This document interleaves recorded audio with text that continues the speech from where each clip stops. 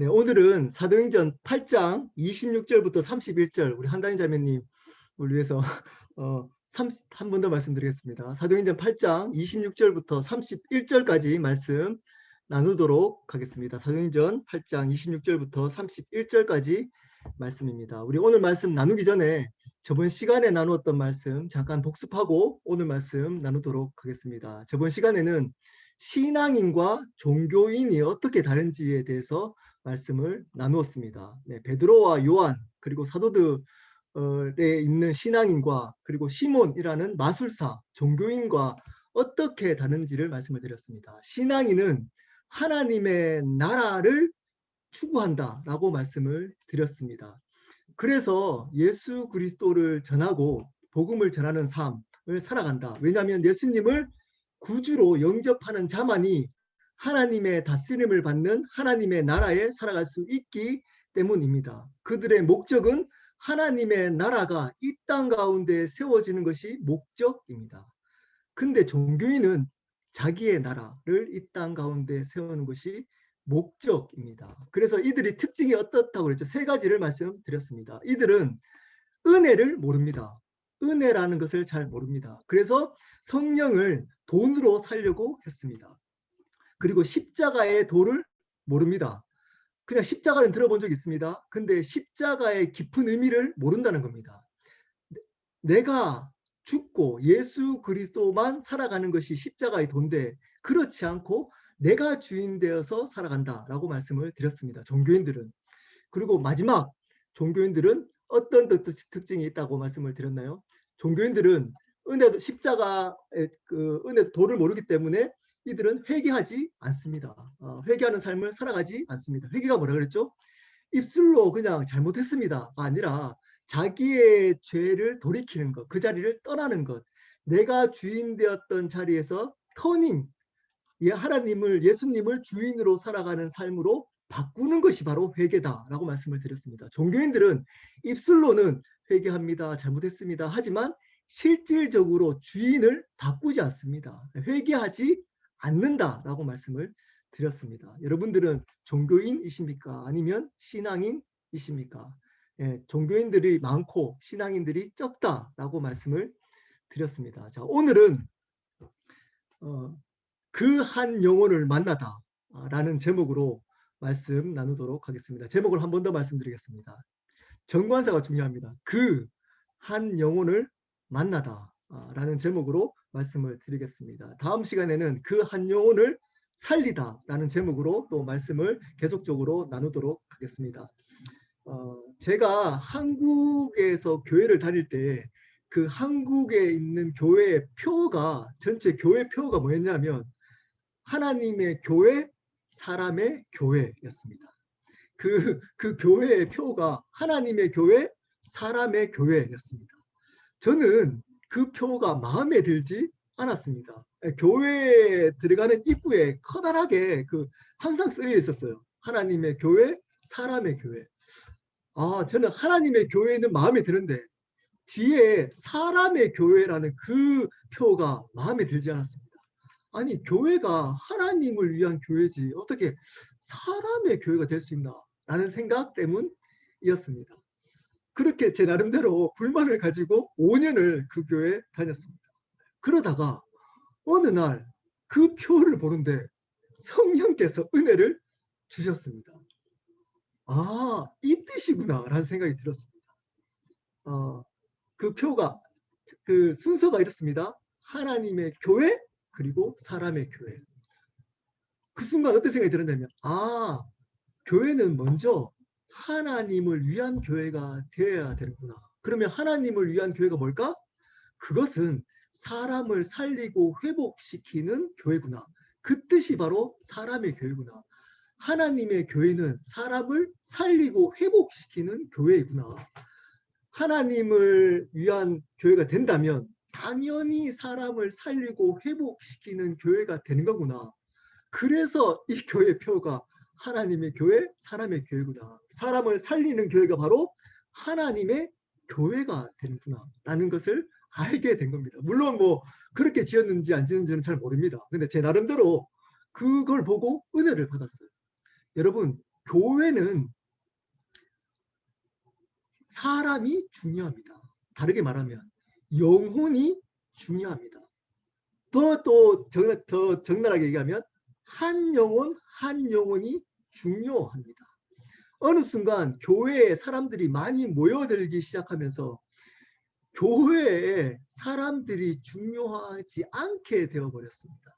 교회가 어떤 사람들의 관심이 있냐면 교회에 도움이 되는 사람들에게 관심이 가기 시작했습니다. 교회가 필요한 사람에 관심을 가는 게 아니고 교회에 도움이 되는 사람에게 관심을 가지기 시작한 겁니다. 그렇게 되므로 어느 순간부터 한 영혼 한 영혼이 보여지지 않고 소중히 대하지 않게 되어져 버렸습니다. 교회는 한 영혼 한 영혼이 소중합니다. 그런 차원에서 소위 말하는 대형 교회는 위험할 수 있습니다. 왜냐? 한 영혼 한 영혼이 보여지지 않을 수 있기 때문입니다. 성도들이나 사람이 관리의 대상이 될 수 있기 때문입니다. 섬김이 대상이 아니라 그들이 교회의 일원으로 관리의 대상이 될 수 있기 때문입니다. 교회는 사람을 회복시키고 사람을 살리는 한 영혼 한 영혼을 소중히 여기는 교회가 되어야 합니다. 자, 오늘 말씀을 통해서 그 한 영혼 한 영혼이 왜 소중한지를 알아보도록 하겠습니다. 오늘 말씀의 내용은 이렇습니다. 빌립이 사마리아 지역에서 많은 큰 사역들을 하게 됩니다.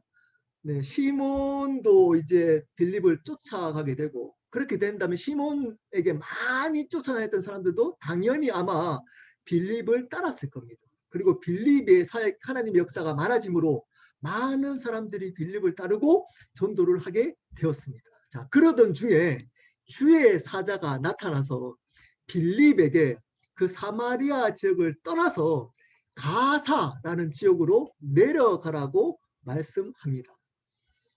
근데 그곳이 광야였습니다. 그 광야에서 에디오피아 메시를 만나는 내용입니다. 자, 이 간단한 내용을 통해서 하나님이 한 영혼을 왜 소중히 여기고 한 영혼이 왜 중요한지를 알아보도록 하겠습니다. 여러분, 오늘 빌립의 삶을 한번 보시기를 바랍니다. 빌립 26절입니다. 26절부터 한 절 한 절씩 한번 보도록 하겠습니다. 26절입니다. 제가 읽겠습니다. 주의 사자가 빌립에게 말하여 이르되 일어나서 남쪽으로 향하여 예루살렘에서 가사로 내려가는 길까지 가라 하니 그 길은 광야라. 주의 사자가 나타납니다. 이 빌립은 성령의 인도하심을 받으며 삶을 살아갔던 사람입니다. 자, 그래서 그 주의 사자, 자, 지금 신약으로 말하면 어떻게 보면 성령님이라고 해도 상관없습니다. 어떻게 보면 하나님의 사자이니까 성령의 이끌리심을 받아서 주의 사자, 천사를 통해서 하나님의 인도하심을 따라 순종해서 가사라는 지역으로 내려갑니다.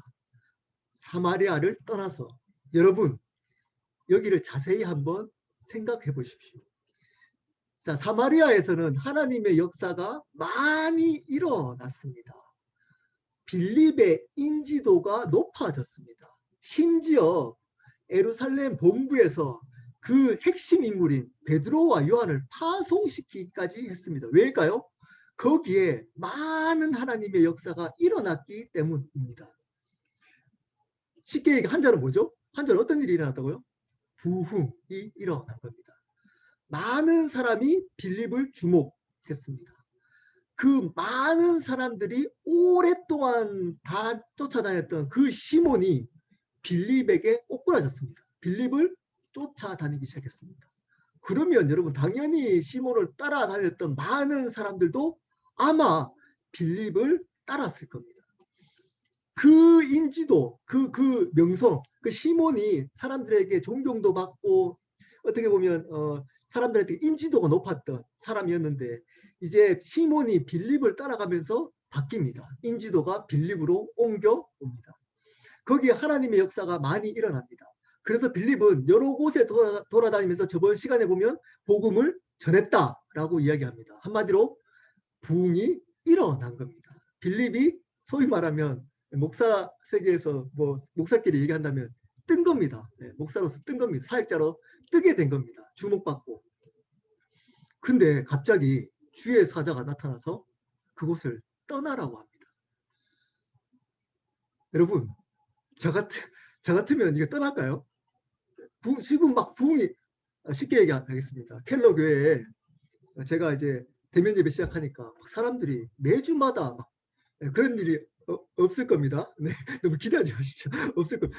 네, 매주마다 막 수십 명씩 가정이 막 와요. 네, 그리고 한 6개월 지나니까 와, 이거 사람들이 너무 많아가지고 이제 성전을 지어야 될 정도로 부흥이 됩니다. 네, 여기서 같이 주목받던 사람이 이제 저희 교회 와서 거기에 추종했던 많은 사람들이 오면서 이제 저희 교회가 크게 부흥이 됐습니다. 근데 갑자기 기도하는데 저에게 성령께서 그것을 떠나라고, 켈로교를 떠나라고 한 거예요. 그러면 떠날 수 있을까요? 쉽지 않습니다. 그것을 떠나기가. 그리고 아마 세상의 원리, 세상의 어떤 이론으로 말하면, 이성적으로 생각하면 떠나면 안 됩니다. 지금 한참 부흥하고 있는데 리더가 떠나버리면 어떻게 되죠? 멈추잖아요. 그 역사가. 그 성령의 역사가 그 사람을 통해서 역사하고 있는데 떠나버리면, 제가 켈러교회 담임으로 있다가 부흥이 일어났는데 제가 갑자기 떠나간다 그러면 여러분, 여러분들이 네, 하나님의 인도하심이군요, 네, 축복합니다 이럴까요? 네, 쉽지 않을 겁니다. 저는 그러기를 바랍니다. 근데 쉽지 않을 겁니다. 근데 보십시오. 주의 사자가 나타나서 빌립에게 사마리아를 떠나라고 얘기합니다. 근데 빌립은 주저하지 않습니다.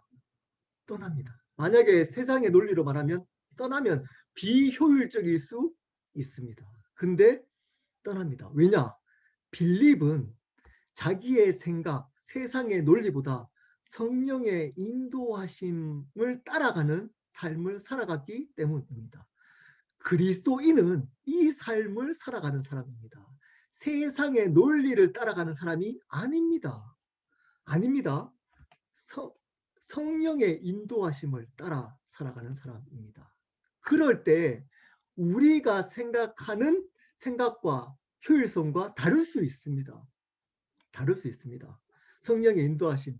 자, 그러면 여러분, 이 빌립은 어떤 마음으로, 여러분 혹시 묵상을 잠깐 한번 생각해 보시죠. 빌립은 어떤 생각으로 떠났을까요? 여러분 어떤 생각으로 떠났을까요? 그럼 여러분이 뭐 그렇게 생각 안 하면 제가 한번 제 생각을 얘기해 보겠습니다. 만약에 떠나라, 사마리아를 떠나라 그러면 제 같으면 성령의 음성이 확실하다 그러면 어떤 생각을 가지고 떠나겠냐면, 지금 사마리아에서 이 정도 부흥이 일어났는데 야, 떠나라고 하는 거 보니까 그곳은 더 큰 부흥의 역사가 있겠구나. 나를 또 필요로 하는, 또 나를 통해서 큰 역사를 이루려고 하는 하나님의 인도하심이구나. 라는 생각으로 순종했을 것 같습니다. 여러분은 안 그럴 것 같습니까? 여러분은 떠나라 그랬을 때 하나님이 더 큰 역사를 위해서 떠나라고 하는 거구나. 이렇게 생각되지 않겠습니까? 네. 여러분 목사님들, 여러분 섬겼던 교회 목사님들 한번 보십시오. 그분 하나님의 뜻이라 그러면서 갈 때 어떻게 얘기하십니까? 큰 교회 가실 때. 큰 교회 가실 때 하나님의 인도하심, 하나님의 이제 인도하심 때문에 순종하면서 간다라고 가지 않습니까? 예. 예, 맞을 수도 있고 틀릴 수도 있습니다. 하나님의 인도하심일 수도 있고, 아니 더 큰 사람들, 큰 역사를 기대하고 가는 겁니다. 그리고 그것을 하나님의 뜻이라고 결정 내리는 겁니다.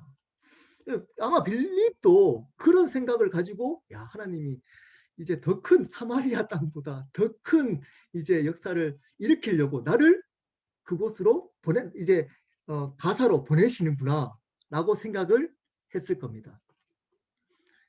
근데 그렇지 않은 겁니다. 이게 딜레마입니다.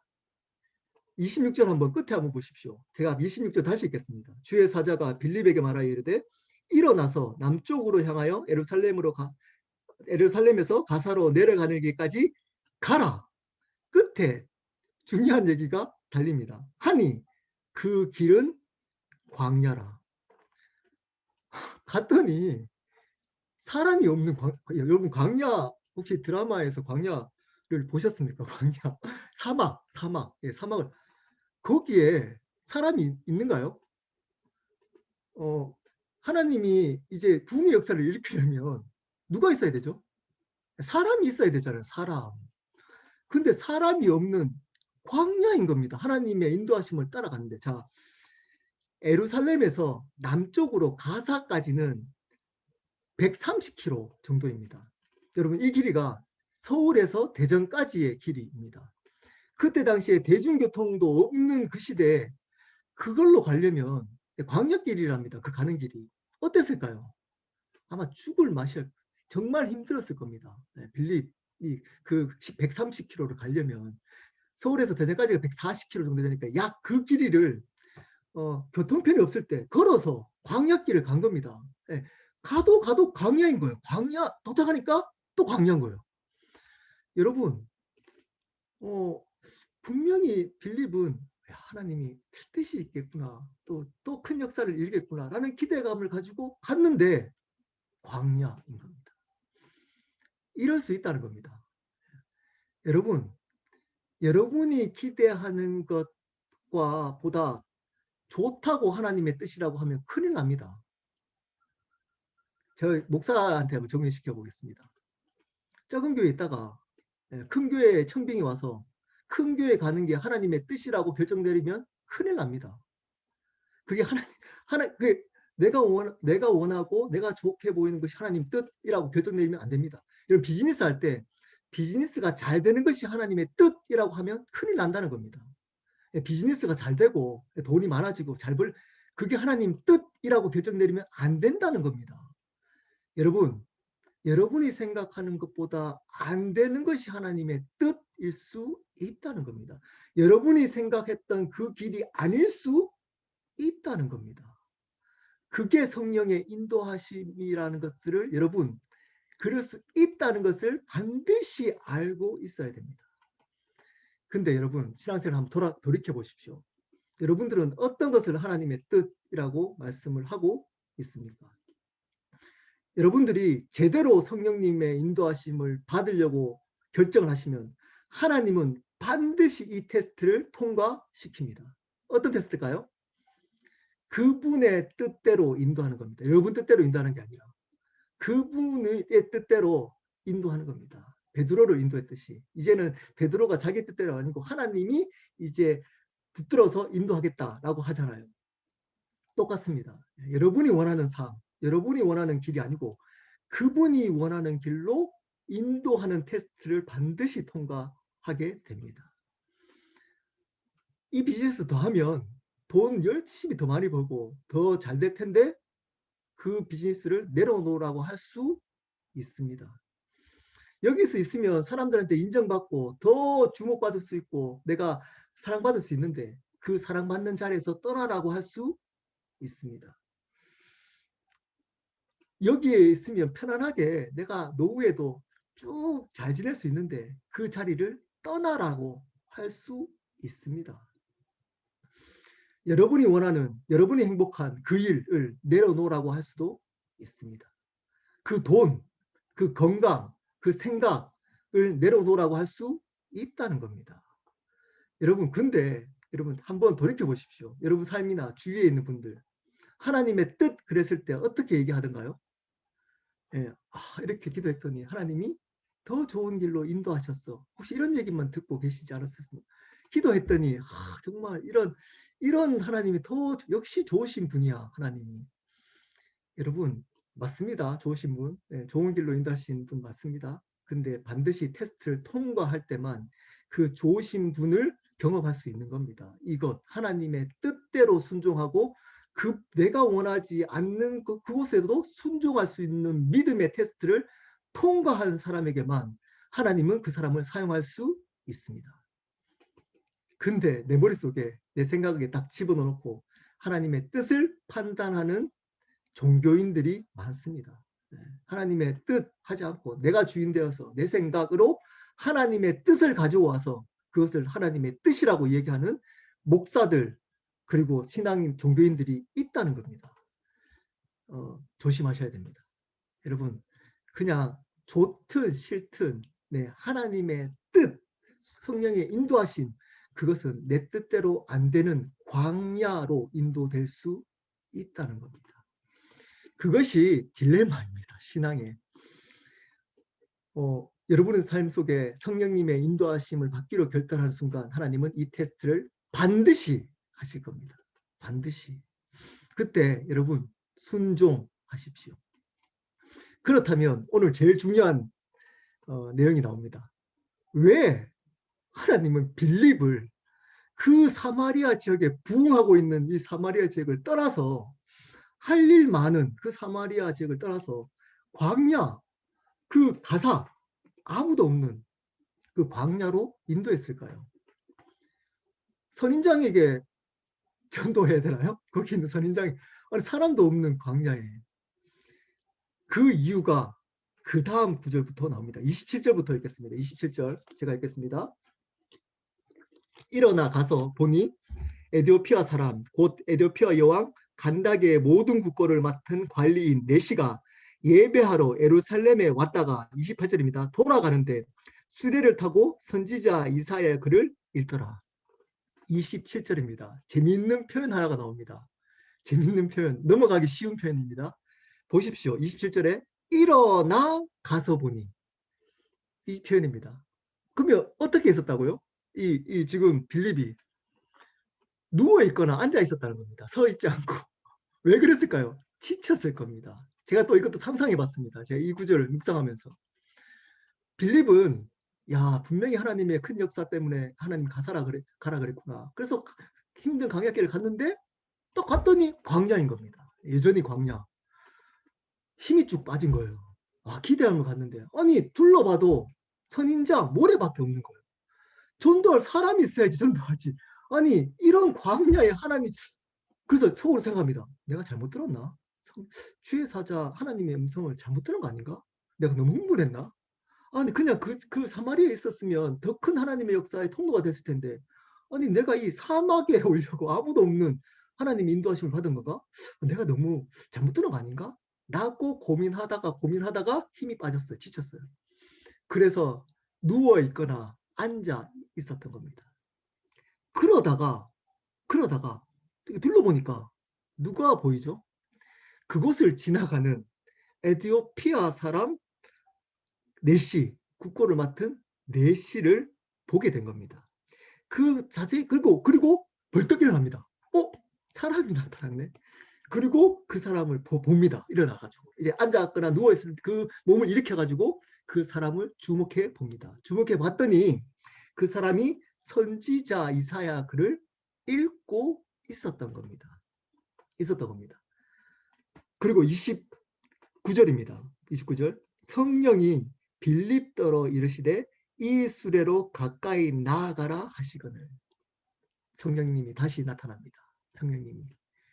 그래서 말씀하십니다. 빌립에게 이 수레 그 에디오피아 네시에게 가라고 말씀하시는 겁니다. 가는 길까지 한 번도 말씀하지 않았던 성령님이 갑자기 그 안에 지쳐있던 그 빌립에게 말씀하십니다. 저 사람에게 다가가라. 29절입니다. 30절입니다. 빌립이 얼마나 흥분해서 보십시오. 표현이 성경이 너무 재밌게 빌립이 달려갔다. 제가 이 느낌을 알겠습니다. 저도 좀 뜨거운 사람이라고. 이 달려가는 앉아가지고 뭐지? 이거 아니 하나님이 130km 갈 동안 어떤 뜻도 말씀 안 하시고 도착했더니 광야인 겁니다. 힘이 쫙 빠져가지고 누웠거나 앉아 있는데 성령께서 갑자기 한 사람을 보여주시면서 그 사람에게 가라는 겁니다. 와, 드디어 내가 할 일이 생겼다. 그리고 그 에디오피아 네시에게 달려갑니다. 그리고 선지자 이사야의 글을 읽는 것을 듣고 말하되 읽는 것을 깨닫느냐. 가까이 보니까 이제 그것을 이사야의 글을 읽고 있는 겁니다. 읽고. 네, 그리고 그 31절입니다. 31절. 대답하되 지도해 주는 사람이 없으니 어찌 깨달을 수 있느냐 하고 빌립을 청하여 수레에 올라 같이 앉으라 하니라. 저는 왜 이게 가슴 뛰는지 모르겠습니다. 제가 이게 왜 보십시오. 네, 보십시오. 어, 부흥을 이끌어가는 부흥의 그 주축이 되고 어떻게 보면 부흥의 핵심이었던 그 빌립을 성령께서 나타나서 가사로 내려가라고 합니다. 그 부흥의 자리에서 떠나서 가라고 합니다. 130km 떨어진 가사로 갔더니 광야입니다. 근데 이 뭐지? 아니 이 광야에서 뭐하지? 그런데 성령이 말씀하십니다. 그 사람 우연히 지나가는 그 내시를 향해서 가라는 겁니다. 그래서 달려갑니다. 이 빌립의 모습을 보십시오. 한 영혼을 향해서 달려가고 있습니다. 많은 부흥을 이끌었던 이 빌립이 한 영혼을 바라보고 달려가는 겁니다. 성령께서 왜 사마리아에서 부흥을 이끌어가고 있는 빌립을 가사로 보내셨나요? 가사로 왜 보내셨나요? 이 한 영혼 때문이었습니다. 다시 말씀드립니다. 이 한 영혼 때문이었습니다. 이 세상의 논리와 일치합니까? 여러분, 죄송합니다. 교회에 대해서. 또 조심해야 되지만, 네, 뭐, 제 설교 많이 듣지 않으니까, 예, 뭐 몇 명만 들으니까, 뭐 이런 얘기해도 뭐 별로 시험 들지 않을 것 같습니다. 어, 어느 순간, 이렇게 교회의 방향을 정하나요? 부흥을 이끌어갈 사람을 한 영혼 때문에 파송시키는 교회가 있을까요? 교회가 큰 부흥이 있을 수 있는 일을 포기하고 한 영혼을 섬기는 일을 하는 교회가 있을까요? 교회는 그렇지 않아도 하나님은 그렇게 한다는 겁니다. 다시 말씀드립니다. 하나님은 그렇게 한다는, 하나님의 마음은 한 영혼에게 있다는 겁니다. 다시 말씀드립니다. 하나님의 마음은 한 영혼에게 있습니다. 예수님 때도 그랬잖아요. 잃어버린 한 양을 찾아가잖아요. 그리고 찾아오잖아요. 기쁨으로. 여러분, 한 영혼을 중요하게 여겨야 되는 겁니다. 하나님 아버지는 한 영혼에게 관심이 있습니다. 교회는 한 영혼 때문에 시간을 허비할 수 있어야 합니다. 믿는 자는 나의 중요한 시간과 재정을 한 영혼 때문에 포기하고 내려놓을 수 있어야 합니다. 그게 없으면 하나님의 마음을 가진 하나님의 영광된 삶을 결코 살 수 없습니다. 왜냐? 하나님의 원리이기 때문입니다. 세상의 원리는 많은 영혼을 위해서 한 영혼을 희생시켜야 된다고 합니다. 근데 하나님의 원리는 아파하고 있는 한 영혼 때문에 많은 영혼을 희생시킬 수도 있어야 한다는 겁니다. 이것이 하나님 아버지의 마음입니다. 제 얘기에서 좀 그렇지만 저는 제 나름대로 이제 하나님을 주인으로 인정하며 살기로 결단하면서 이 한 영혼을 만나는 은혜가 있었습니다. 그 한 영혼, 어떤 영혼이죠? 하나님이 택하시고 지정한 그 한 영혼을 만나는 일. 그 내시 때문에 내시를 변화시키기 위해서 부흥을 이끌었던 사마리아에서 부흥을 잘 이끌었던 빌립을 불러주시는 경험. 이 경험을 여러분 하셔야 한다는 겁니다. 제가 주인을 하나님으로 모시고 성령의 인도하심을 받기로 결단하면서 저는 이 한 영혼을 만나는 경험들을 수도 없이 했습니다. 그리고 그 영혼 때문에 신앙생활을 하려고 결단했습니다. 때때로 바보라는 소리도 들었습니다. 그러니까 그거는 조금 오버야.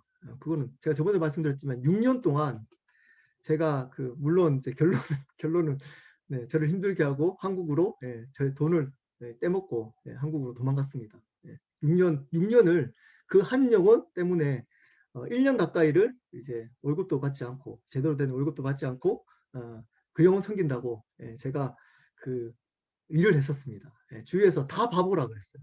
근데 제가 바라봤던 게 있습니다. 그게 뭐냐면 한 영혼이 천하보다 귀하다고 했습니다. 한 영혼이 천하보다 귀하다.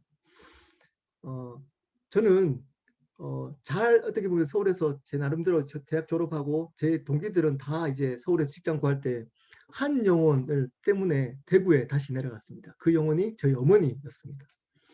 알코올 중독자였던 저희 어머니를 성령께서 저한테 섬기라고 그랬습니다. 내려가서 너희 어머니 섬겨. 그래서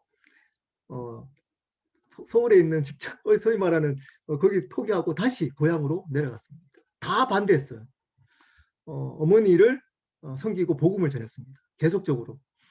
그 어머니가 천국 보고 저희 가정이 변하고 다 구원받는 역사가 일어났습니다.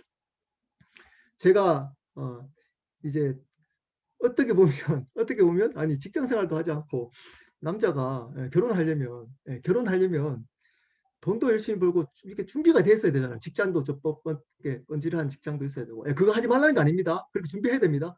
근데 성령께서 저한테 그 대구에 내려가서 그 어머니를 섬기라고 할 때 직장이 번들한 게 있었을까요? 한 달에 30만 원 버는 일을 했었습니다. 근데 그 한 영혼을 또 만났어요. 누굴까요? 저 아내였습니다.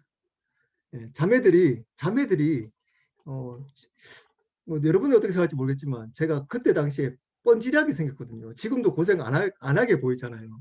그래서 뻔질하게 생겨가지고 처음에는 이제 만나거나 하면 이제 자매들이 만나줬어요. 만나다가 저희 가정 얘기만 하면 아버지가 장애인이에요. 어머니가 알코올 중독자예요. 저희 집은 쫄딱 망해가지고 돈이 없어요. 제가 장남이에요. 장손이에요.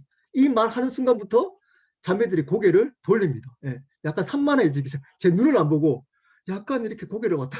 그러니까 제가 한두 번, 여러 번 당하니까 이제 알겠더라고요. 딱 얘기하는 순간, 좀 부담스러워 하는 거구나. 그러면 말을 돌렸어요. 말을 돌리고 이제 다른 얘기를 했습니다. 썸 좀 타다가 좀 그 얘기를 좀 우리 가정 얘기하면 약간 이렇게 눈동자가 돌아가는 느낌. 그러면 제가 이제 눈치껏 이제 돌렸습니다.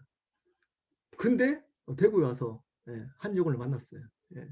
물론 뭐 제가 섬겨야 될 건 아니지만 저 아내 성령의 인도하심을 받기 시작하면 여러분 하나님이 정한 그 한 영혼을 만납니다. 미국 어떻게 보면 저희가 또 유학을 가서 미국 유학 생활하면서 원치 않게 이제 저희가 또 일을 하게 되면서 직장에서 많은 한 영혼들을 만났습니다. 다 제가 전도하고 복음을 전했어요.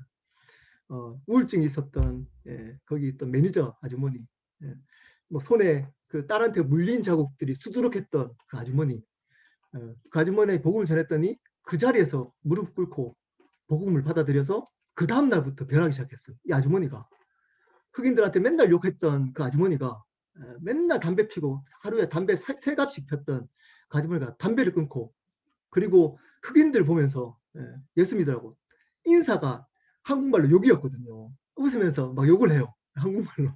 흑인들 모르잖아요. 그랬던 아주머니가 그 다음 날부터 인사가 Do you believe Jesus였습니다. 예수님을 전하고 나한테 데리고 왔어요. 그럼 저는 그 흑인들 기도해주고 약간 기도원 같은 생활을 했습니다. 그 한 영혼 때문에 저를 불렀던 겁니다. 그 한 영혼을 제가 또 성령 인도하심을 받고 이 교회 지금 켈로교에 왔더니 만나고 있습니다. 여기서도 그 한 영혼을 만난 분들이 있잖아요. 여기서도 그리고 그 한 영혼을 섬기면서 그분들이 변하는 것들을 보는 은혜를 누리고 있습니다. 여러분, 한 영혼이 중요합니다. 여러분의 삶 전체를 한 영혼을 위해서 드리는 것도 의미 있습니다. 저희 교회는 한 영혼 한 영혼을 소중히 여기는 교회가 되었으면 좋겠습니다. 상처받고 아파하는 교회가 필요로 하는 사람보다 교회를 필요로 하는 영혼을 소중히 여기는 교회가 되었으면 좋겠습니다. 쉽지 않을 겁니다. 저도 쉽지 않을 거라고 알고 있습니다. 알고 있습니다. 저도 고민 많이 하고 있습니다.